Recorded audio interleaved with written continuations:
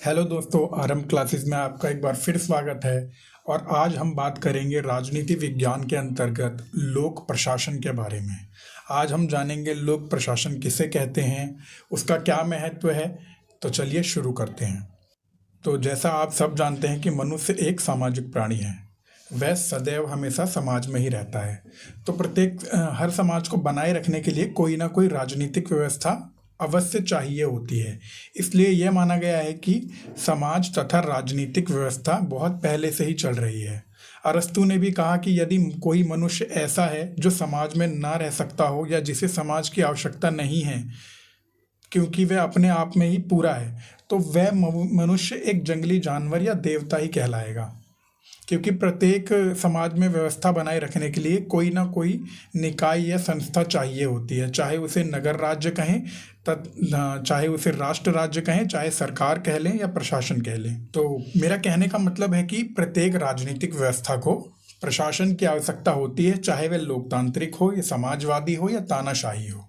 तो सरकार किसी राजनीतिक व्यवस्था की सबसे बड़ी इकाई का नाम होता है और प्रशासन उसके अधीन रहकर शासन के लक्ष्यों मतलब सरकार के लक्ष्यों को विस्तार पूर्वक पूरा करने में काम करती रहती है। तो हम कह सकते हैं कि सरकार के कार्यों और उनके लक्ष्यों को पूरा करना और उसके प्रबंध करने की जो इकाई होती है उसको हम प्रशासन कहते हैं, जिसको इंग्लिश में हम एडमिनिस्ट्रेशन भी कहते हैं। इसको हम दो भागों में बांटते हैं। पहला भाग होता है इसका लोक प्रशासन और दूसरा होता है निजी प्रशासन। आज हम इसके पहले भाग के बारे में बात कर रहे हैं, लोक प्रशासन, जो कि बहुत महत्वपूर्ण है। इसीलिए मैंने आपको पहले प्रशासन के बारे में बता दिया ताकि आपको कोई भी डाउट ना हो और आप अच्छे से समझ सकें। तो जैसे मैंने आपको बताया कि प्रशासन कार्यों के प्रबंध अथवा उनको पूरे करने की एक प्रक्रिया है और जब यह सार्वजनिक हित के लिए की जाती है तो इसी को हम लोक प्रशासन कह देते हैं, जिसका संबंध सरकार से होता है। यह मुख्य रूप से कार्यपालिका की शाखा से संबंधित होती है। यह सरकार का ही कार्य करती है। मतलब यह ऐसी नीतियां बनाती है जिनसे सार्वजनिक हित संभव हो सके, मतलब सभी का विकास हो सके, उनके लिए काम किया जा सके। जो भी संविधान में वर्णित उद्देश्य होते हैं राज्य या सरकार के लिए, उनको पूरा किया जा सके, इसलिए लोक प्रशासन की व्यवस्था की जाती है।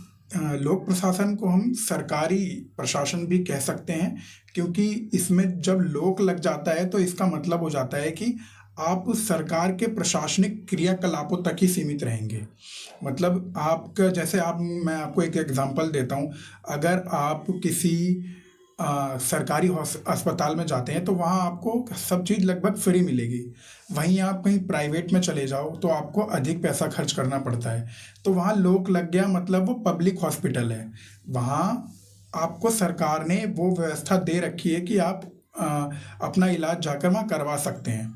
क्योंकि अब ये सरकार से जुड़ा हुआ काम है तो ये लोक प्रशासन के अंतर्गत आता है। तो लोक प्रशासन का जो महत्वपूर्ण कार्य होता है वो सरकार द्वारा जन कल्याण के कार्यों को करना होता है। तो मुझे उम्मीद है कि आपको लोक प्रशासन के बारे में पता चल चुका होगा।